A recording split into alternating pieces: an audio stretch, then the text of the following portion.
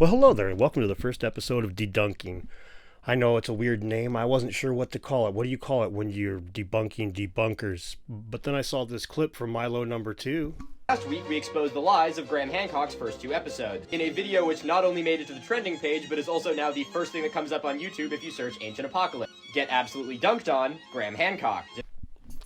And I knew I had a name. Where the day flows, only time. I suppose I should tell you a little bit of something about myself and why I'm even bothering making this stuff at all.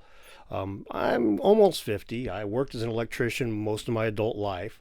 I followed Graham Hancock since 94 or so, Fingerprint of the Gods. When that came out, I bought it at Hastings like right away. I was anticipating it. There was a little bit of a buzz, and I grabbed it early on and read it numerous times before I was even 25. And I've read a lot of his books since. I've referenced Heaven's Mirror a few times here. I've been following Graham Hancock long enough to have seen him go through a lot more of a woo phase than he's in now.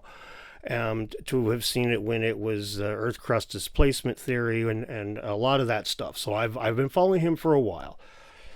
I'm an atheist and a skeptic. So when I come at these things, I come at it I'm not a scientist, but I come at it with a lot of scientific mindset. I do accept the basic premise that I do believe that there most likely was some sort of lost civilization. I'm hard pressed to pin any of the advanced things that Graham Hancock would pin on it. I've watched all of his Joe Rogan stuff and his videos with Randall Carlson and all that. Well aware of the man's work, even going back to the sign and the seal when he was finding the lost Ark of the Covenant, right? Okay, so a lot of the things he says I just find ludicrous. However, I do think that there is some core of truth to some of the things he says. Watching the videos of Milo number 1 and Milo number 2 from Mini Minute Man, particularly Milo number 2's video, I was just like, this can't even be passing as debunking. This is just mockery. This is like saying, haha, look at the dumb creation. This is silly. It's not. Milo number 1, he actually, I have respect for that man. I've been following him for a long time too. I'm not an academic. I don't get a spoon. I get stuck with a fork. But that's because we're more violent in the blue crawler land. Anyway, the way that my mind looks at this, and I'm probably not alone here, is that this is kind of like the early days of evolution not being accepted. We have watched, there's been a few times that Graham Hancock has made some predictions that have come to be true, like predicting that we would find things like Göbekli Tepe, or with the dating of it, or predicting that there was going to be earlier peopling of the Americas than we knew before, and we'll discuss that again in a little bit. But so there are these things that show up that he's predicted and got right, which to my understanding is, generally speaking, the way that you determine whether or not somebody's hypothesis is on the right track. Now, it doesn't mean that he's right, but it does when he starts making predictions and they come true. What did Darwin do on his deathbed, right? He wrote that book of predictions and all that. Okay. Anyway, after watching Milo number 2's video, I decided that I needed to come at this. So I picked on Milo number 1 and Milo number 2 here so that I would be able to debunk something that was actually had some scientific merit to it, and then just show why Graham Hancock feels attacked by academia from both of these guys, but particularly Milo number 2. It's I don't even. Anyway, let's just get going. They realized that there was 2 episodes of activity at the site, one from 500 BC, the other from 5200 BC. So again, they're willing to project the life of this site back in time 5,000 years.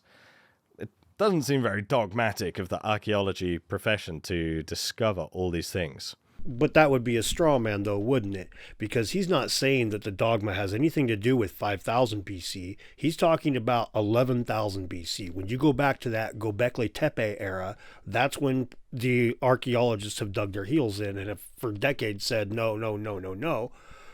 Only with the dating of Göbekli Tepe have they said maybe this can happen. But even then, you start getting back into those eras, and that's when archaeologists say, I don't really think that happened. We don't have any cultures. To quote the guy that argued with Graham Hancock years ago, before Göbekli Tepe had been dated, When he was talking about the date of the Sphinx, the guy says, show me another civilization that was able to make megalithic structures 10,000 years ago, and we'll talk about it. Once again, he predicted something that happened. Anyway, a straw man, Milo. Firstly, Graham Hancock marvels at how large the stones are. He claims that there are about 50,000 stones at Gunung Padang, each one of them weighing about 1/3 of a ton. That's a lot, right? 1/3 of a ton? It says ton, it's gotta be big. Oh, all right.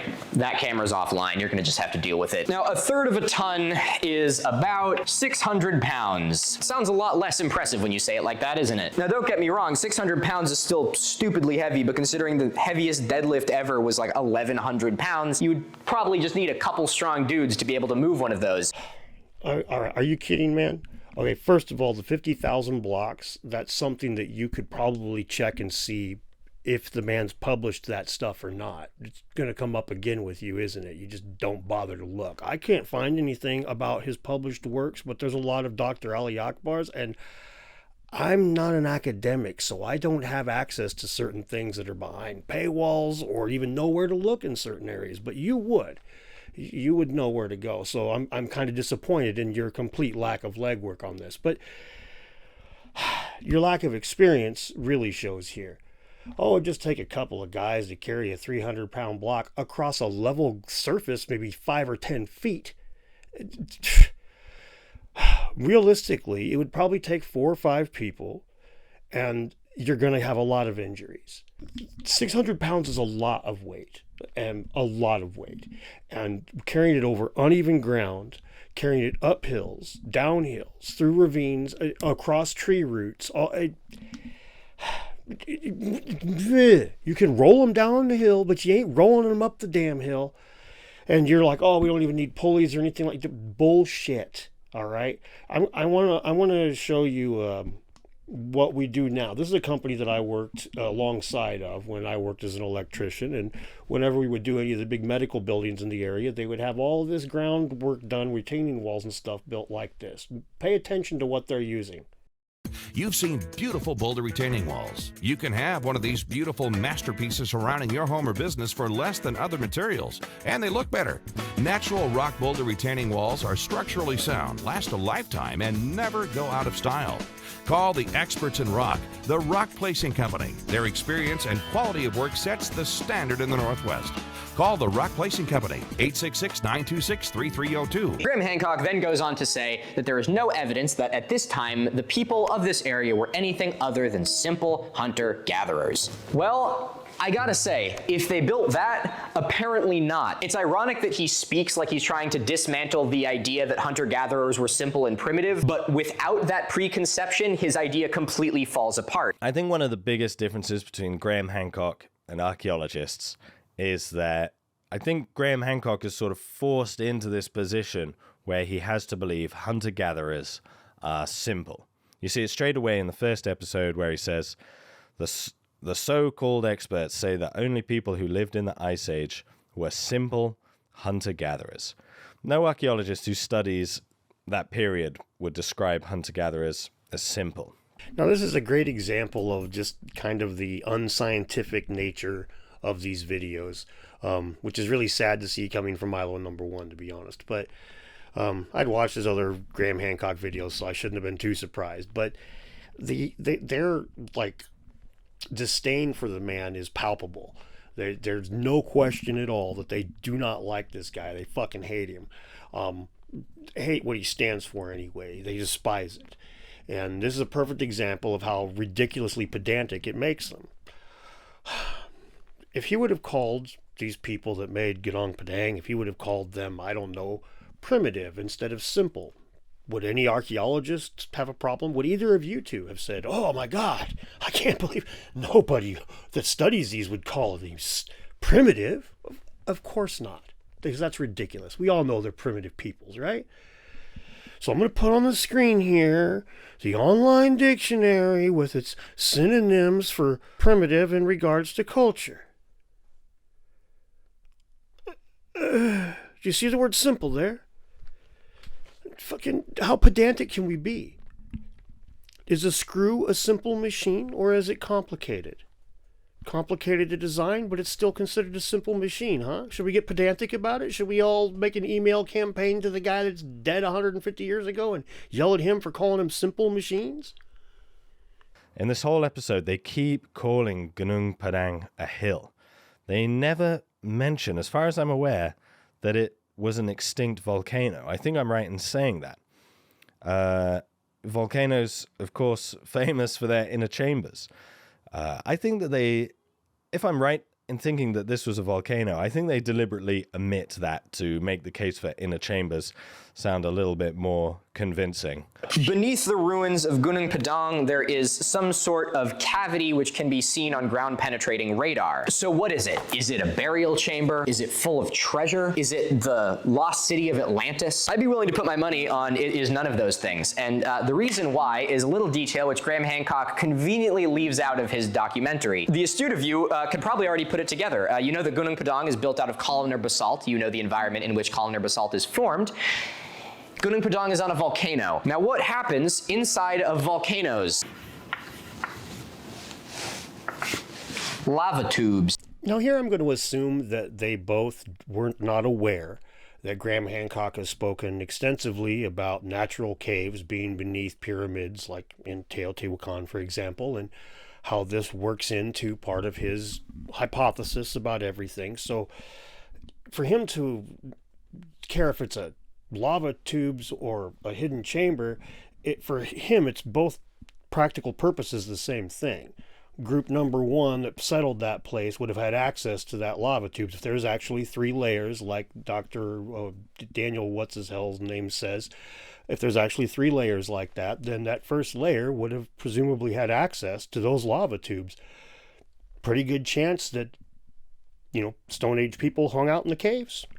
So if the site is oriented to those, like he says, oriented to those chambers, pretty good idea to say that they were part of that complex.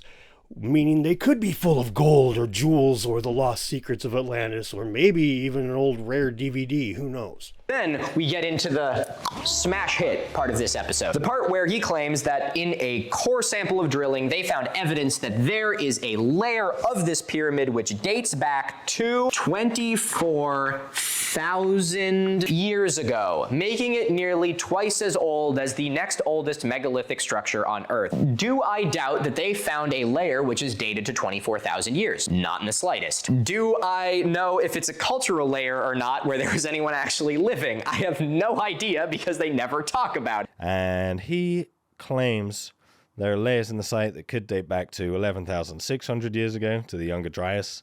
All roads lead to the Younger Dryas in the show. But maybe it's even older, maybe 20,000 years ago.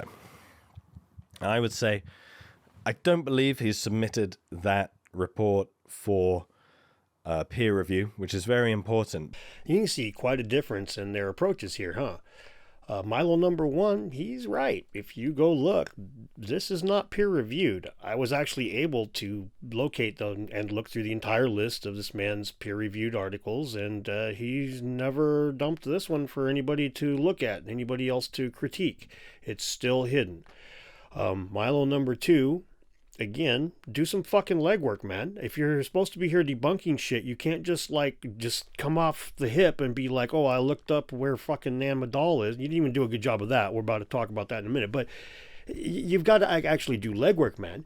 I mean, I didn't go to college for archaeology. I didn't even get a degree. I just went for psychology and only for a couple of years. And so I figured I would just make up for that by doing your fucking job for you and looking to see whether or not this was actually peer-reviewed. Wikipedia says it's not, but that's not as easy. He's got a website. You could just go scroll through and see. And it's not peer-reviewed. So this is something that's a big deal here.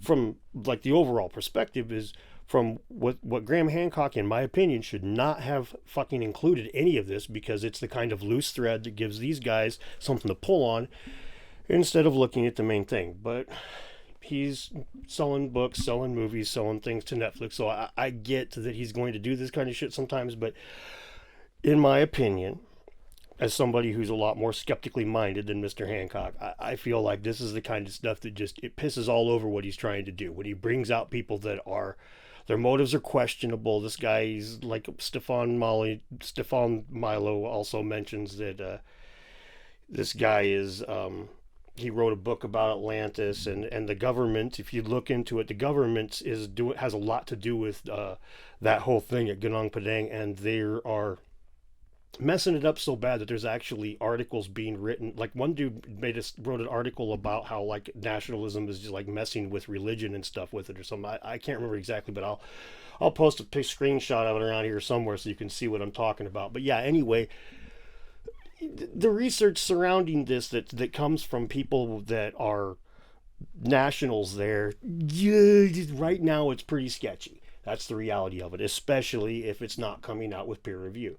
Milo number 1 nails that. Milo number 2, well, he's too busy editing his videos like this to actually like fucking science. Graham Hancock has an alternative hypothesis. He claims that Nan Madol is actually 12,800 years old. Now that's a big claim. We're willing to push back the date of this construction by 12 times. So you need a lot of evidence to be able to back something like that up. So what is Graham Hancock's evidence that this site is actually 12 times older than the archaeological dates say it is? His evidence is that it's slightly underwater, and that his hypothesis would be supported better if it was older than that. Nan Madol was the seat of government for an entire empire. They were called the Saudalar?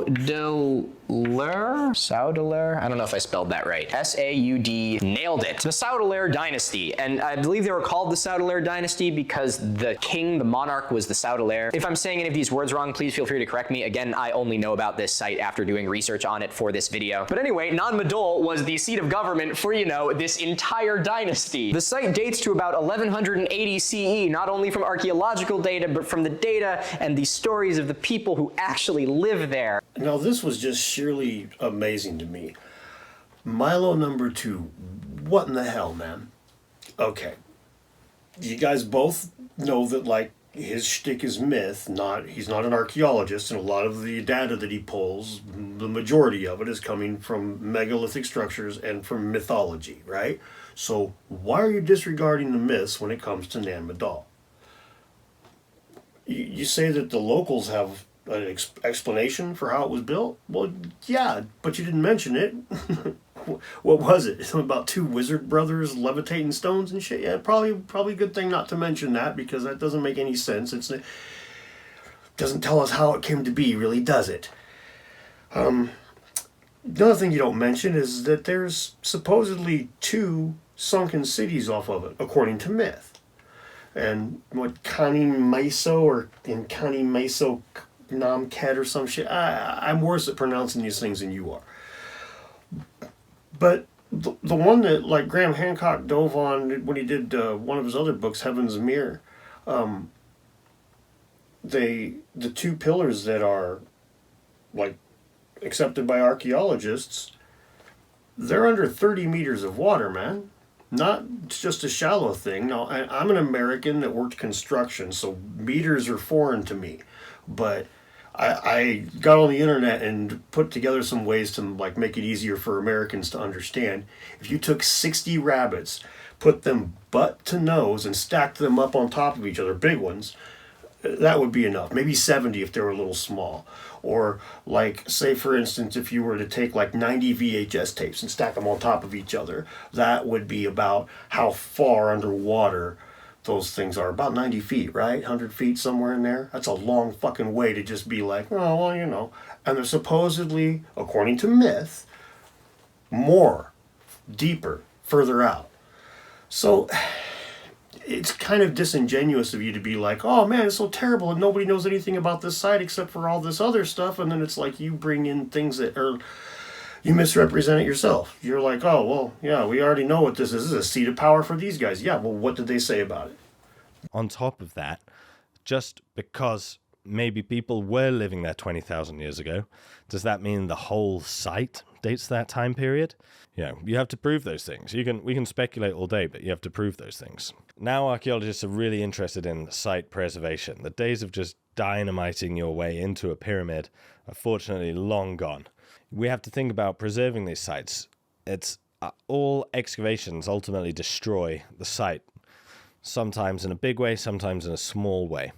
And we have to think carefully about when to do that. Do we have the right to so badly damage Gunung Padang to satisfy our curiosity? I flipped those clips around chronologically, but they're only a few minutes apart, and they're both talking about the same thing. I just did it to showcase my point a little better. Yeah, you're telling the man that the goal's over there, but he can't kick the ball. This is absurd, man. Come on, Milo number one. I expect better from you. Well, just if this is Schrodinger's cat, and you've got a bunch of physicists standing around trying to determine what's going on inside that box, you can't fucking say you're not going to open the box and then take a position on whether or not the cat's alive or dead. You got to, like, either bow out of the conversation or be willing to investigate. Those are like the options, right? How many times did you complain about his position being unfalsifiable in regards to whether or not this myth is about the flood or whether or not this myth came from that? How many times do you say that? But you say, well, okay, well, this is, and yeah, I get what you're saying. I understand yeah, we can't just go blowing up every pyramid. But you can't sit there and say, well, we don't have any evidence, but there's where the evidence would be, and you're not allowed to dig.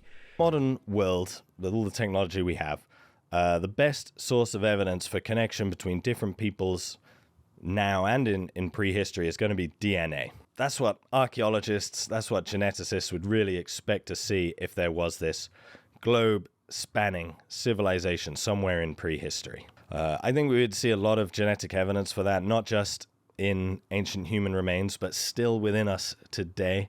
If you think about how advanced ancient genetics has gotten, we're looking for really tiny percentages of archaic admixture. Now, the most important piece of evidence that you could possibly have, the be-all, end-all to prove that your lost civilization exists, is DNA, genetic evidence. Yes, genetic evidence would be the absolute smoking gun right here, wouldn't it? It would be all we need. Now, a couple things here. Number one, when you keep talking about him, this globe-spanning civilization, you act like he's saying that they settled everywhere around the globe and all this stuff. And let's be clear here. Really, the only evidence that he points out was like the maps and then the people going out after the apocalypse, right? So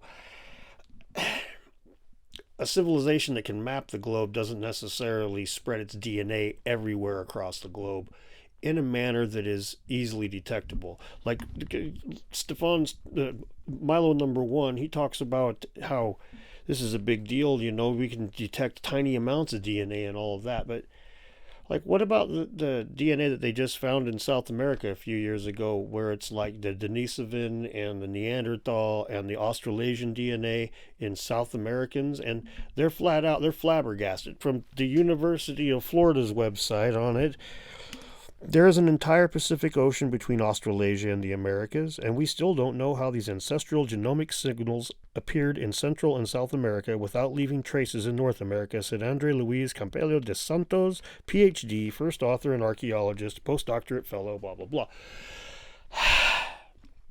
If they're saying, okay, this DNA got here and we're not even sure how it fucking got here, maybe that's Graham Hancock's smoking gun right there.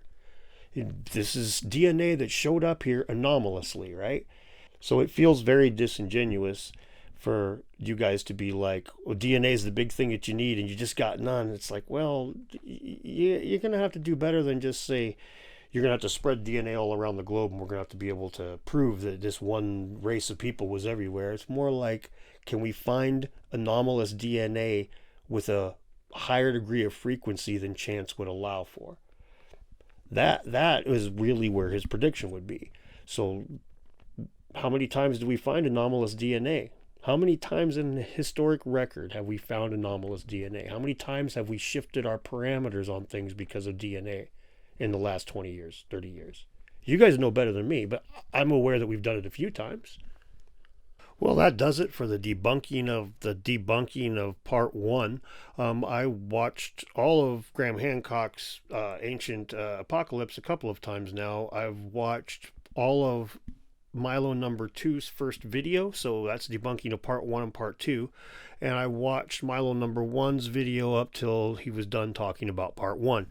Now both of them had kind of an intro where they laid out the like ground rules. That's where the DNA bit that I just showed you came from, and I will reference those as I go through. And I intend to do all 6 of the episodes, or all 8 episodes, and I'll do each one of their takes on it as we go. Since I haven't watched the stuff in the future, it's very possible that I'll end up being frequently like I was with the 24,000 year thing, where I'm not at all on Graham's side.